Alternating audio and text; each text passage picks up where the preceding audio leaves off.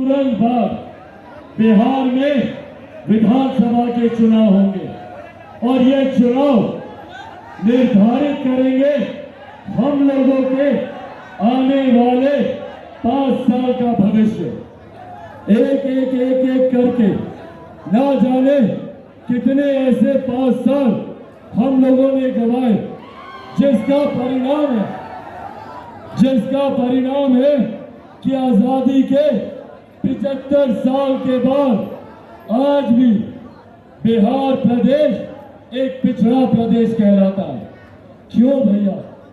क्या कारण है कि जब बाकी राज्य विकास की राह पर मजबूती से आगे बढ़ गए तो हमारा बिहार प्रदेश आज भी पिछड़े प्रदेशों की श्रेणी में आता है? कौन जिम्मेदार है? किसकी जवाबदेही है? ये जवाबदेही तय करने का समय है। ये तय करने का समय है, उन लोगों को चिन्हित करने का समय है जिन लोगों ने हम लोगों को आगे बढ़ने से रोका, जिन लोगों ने हमारे राज्य को विकसित राज्य बनने से रोका। ऐसे लोगों की जिम्मेदारी तय करने का समय है।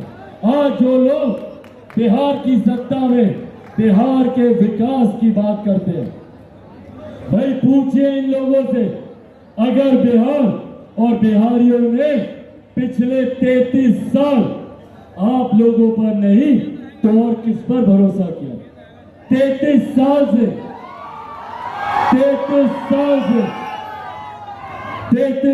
से बिहार में इन्हीं लोगों की सरकार चल रही है। आज जो लोग बिहार में गठबंधन बनाकर बैठे हैं, पिछले 33 साल से यही लोग और इनके गठबंधन के घटक दल बिहार पे शासन करने का काम कर रहे हैं। जिन लोगों से इन 33 सालों में बिहार का विकास नहीं हुआ, वो लोग आज बिहार में विकास की बात करेंगे। आज हालात देख लीजिए बिहार के, हर कार्य के लिए बिहारियों को दूसरे प्रदेश जाने के लिए मजबूर होना पड़ता है। मैं दिल्ली में रहा हूं, बंबई में मैंने काम किया, पर आज तक मैंने कभी नहीं सुना कि कोई दिल्ली का लड़का बिहार आता हो शिक्षा के लिए। आप लोगों ने सुना क्या? बंबई का कोई लड़का लड़की बिहार आए रोजगार के लिए? तो फिर क्यों सिर्फ हम बिहारियों को ही दूसरे प्रदेश जाना पड़ता है शिक्षा के लिए, रोजगार के लिए? यहाँ बुजुर्ग मौजूद है, इनको हम देखते हैं दिल्ली में जाकर एम्स के सामने लाइन लगाकर खड़े रहेंगे दिनों दिन तक डॉक्टर से मिलने के लिए। क्यों ये सुख सुविधा हमें हमारे प्रदेश में नहीं मिलती? अगर दूसरे राज्यों में अगर अस्पताल बने तो हमारे राज्य में क्यों नहीं बने? भारत एक साथ आजाद हुआ, भारत के तमाम प्रदेश एक साथ आजाद हुए, तो फिर क्या कारण है भैया कि कहीं दिल्ली बंबई जैसे चमचमाते शहर बने और वहीं दूसरी तरफ हमारा बिहार प्रदेश जिसको आज भी विकसित राज्यों की श्रेणी में गिना जाता है। दूसरे राज्यों में लोग जब विकास की बात करते हैं तो बात करेंगे भैया शॉपिंग मॉल की, मल्टीप्लेक्सेस की, मेट्रो ट्रेन की, बुलेट ट्रेन की। और हमारे प्रदेश में आजादी के 75 साल के बाद आज भी अगर हम लोग विकास की बात करेंगे तो हमारी सोच सीमित होकर रह जाती है कि कैसे मेरे आंगन में एगो चापाकल गड़े, कैसे हमारे गांव में ट्रांसफार्मर है, कैसे हमारे घर के सामने नली गली बने। ये विकास की सोच बिहार में सीमित होकर रह गई है। और आज जब चिराग पासवान इस सोच के खिलाफ एक विकसित राज्य बनाने की बात करता है, इस सोच के खिलाफ बिहार को नंबर 1 राज्य बनाने की बात करता है, जब चिराग पासवान बिहार को फर्स्ट और बिहारियों को फर्स्ट बनाने की बात करता है, जब बिहार को फर्स्ट और बिहारियों को फर्स्ट बनाने की बात करता है, तो मुख्यमंत्री नीतीश कुमार जी को गुस्सा आता है। मुख्यमंत्री नीतीश कुमार जी ने पूरी शक्ति लगा दी चिराग पासवान को समाप्त करने के लिए, चिराग पासवान की राजनीतिक हत्या करने के लिए। क्यों भैया, क्या कसूर है चिराग पासवान का? क्या गुनाह किया चिराग पासवान ने? ना हमारे पास कोई आय से ज्यादा संपत्ति, ना हमारे पास कोर्ट कचहरी में कोई मुकदमा चल रहा है, तो फिर क्यों सारी शक्तियां चिराग पासवान को समाप्त करना चाहती है? क्योंकि चिराग पासवान बिहार के विकास की बात करता है, बिहार में बेहतर शिक्षा की बात करता है, बिहार में बेहतर रोजगार की बात करता है, बिहार में उद्योग खुलाने की बात करता है, आईटी जॉब, आईटी सेक्टर की बात करता है, बेहतर स्वास्थ्य सेवाओं की बात करता है, किसानों के हक अधिकारों की बात करता है, मजदूरों के हक अधिकारों की बात करता है, बुजुर्गों के सम्मान की बात करता है, महिलाओं के सम्मान की बात करता है, युवाओं के भविष्य की बात करता है। इसीलिए तमाम शक्तियां एक साथ होकर चिराग पासवान को समाप्त करना चाहती है। कैसे समाप्त करेंगी भैया, कैसे समाप्त करेंगी? जब चिराग पासवान के ऊपर कोई कोर्ट कचहरी मुकदमा नहीं मिला तो इन्होंने षड्यंत्र रचा। क्या षड्यंत्र रचा? तो षड्यंत्र रचा गया कि चिराग पासवान के परिवार को तोड़ दो, चिराग पासवान टूट जाएगा, पर नहीं टूटा चिराग पासवान। फिर षड्यंत्र रचा गया कि चिराग पासवान की पार्टी को तोड़ दो, चिराग पासवान टूट जाएगा, नहीं टूटा चिराग पासवान। फिर षड्यंत्र रचा गया कि चिराग पासवान का सामान इसकी मां बूढ़ी नानी के साथ घर से निकालकर सड़क पर फेंक दो, चिराग पासवान टूट जाएगा, नहीं टूटा चिराग पासवान। क्योंकि जो लोग ये सोचते हैं कि इन चीजों से चिराग पासवान टूट जाएगा, वो लोग भूल जाते हैं कि चिराग पासवान शेर का बेटा है, रामविलास पासवान का बेटा है। भैया, ना टूटने वाला हूं और ना झुकने वाला हूं, और डरता तो भैया मैं किसी से नहीं हूं। जितनी ताकत आजमानी है, जितनी ताकत आजमानी है आजमाने, सर पे कफन बांध के निकला हूं। जब तक बिहार को विकसित राज्य नहीं बना दूंगा, तब तक मैं भी चैन की सांस नहीं लूंगा।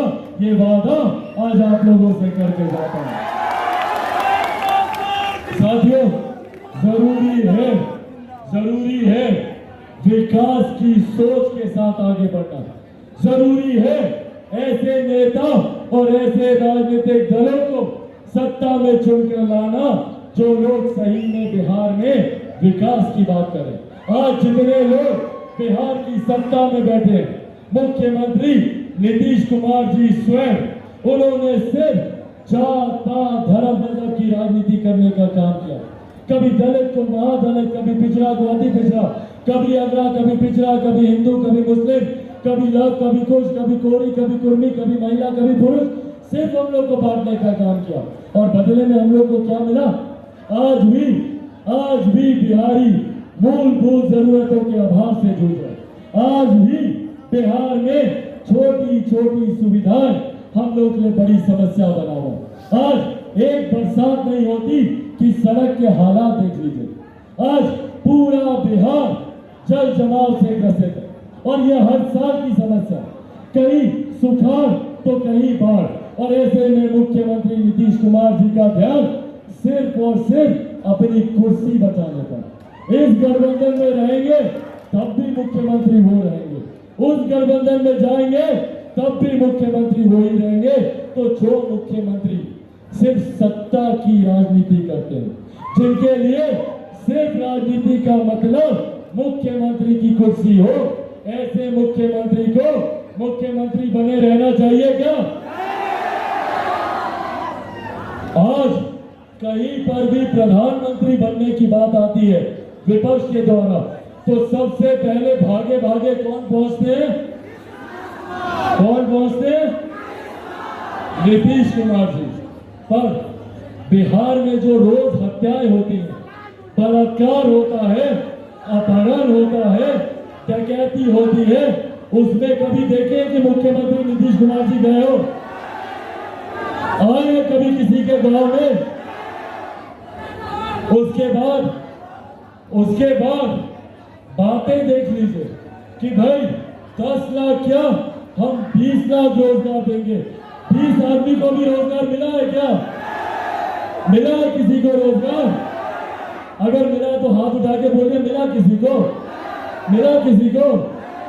ये तो हालात है मुख्यमंत्री जी। आज बिहार बद से बदतर हालात में जा रहा है, तो इसका जिम्मेदार कौन है भैया? कौन है जिम्मेदार?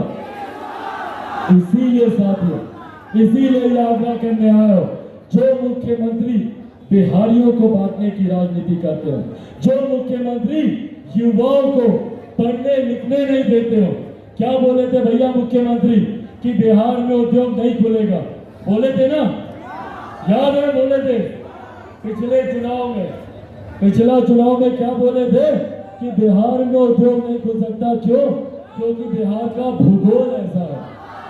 भैया दिक्कत बिहार के भूगोल में नहीं है, समस्या मुख्यमंत्री जी की नीयत में है, जो चाहते ही नहीं कि बिहार में उद्योग हो।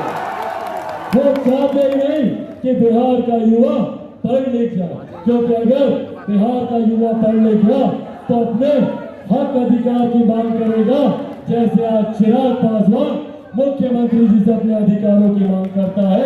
और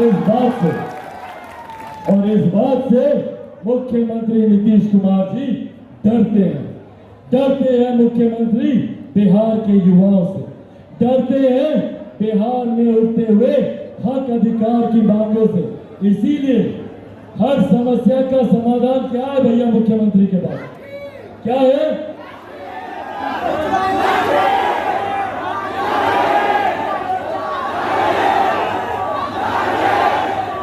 मैं मीडिया के साथियों से आग्रह करूंगा, समाधान यात्रा पे निकले थे मुख्यमंत्री।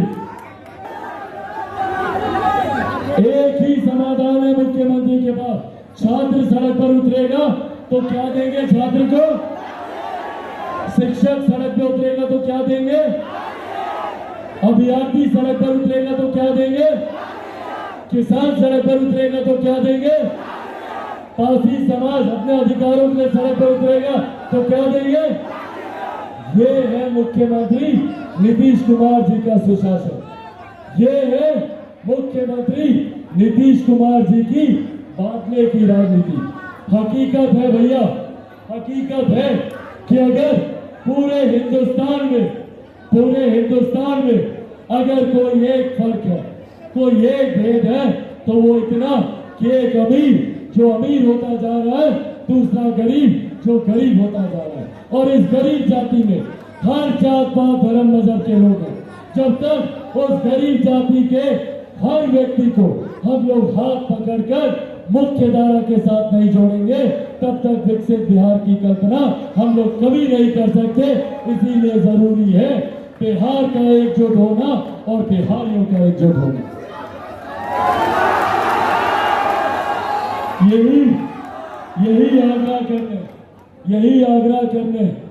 यही आग्रह करने आज आप सबके बीच आया हूं।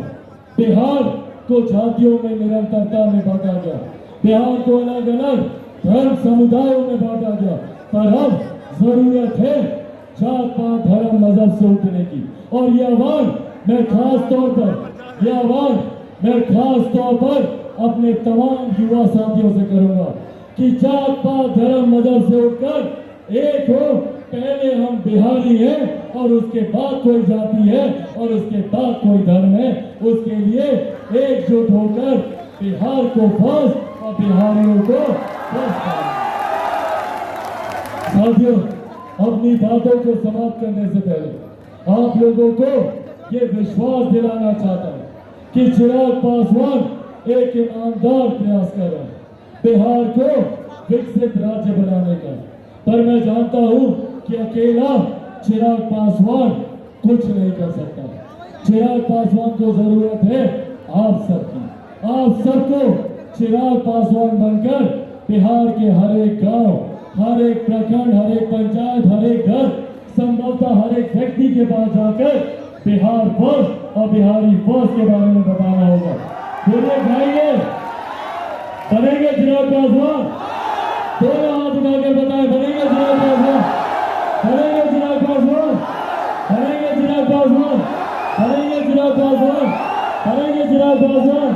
बनेंगे चिराग पासवान?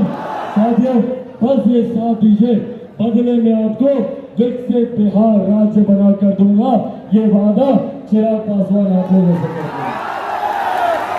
और अंत में एक वादा और, चिराग पासवान जब तक जिएगा आप लोगों के लिए जिएगा, चिराग पासवान जब मरेगा तो भी आप लोगों के लिए मरेगा, ये वादा आप लोगों से करके जाता हूं।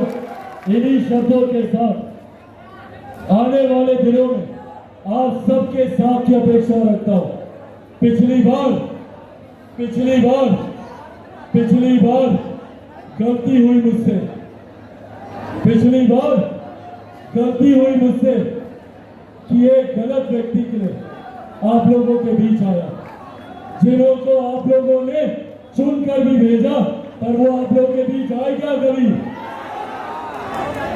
इस बार वादा करता हूं कि नवादा से इस बार जो लोक जनशक्ति पार्टी रामविलास का प्रत्याशी चुनाव जीतकर भारत की संसद में जाएगा, वो दिन रात सिर्फ और सिर्फ आप लोगों के लिए काम करेगा, ये वादा आज आप लोगों से करके जाता हूँ।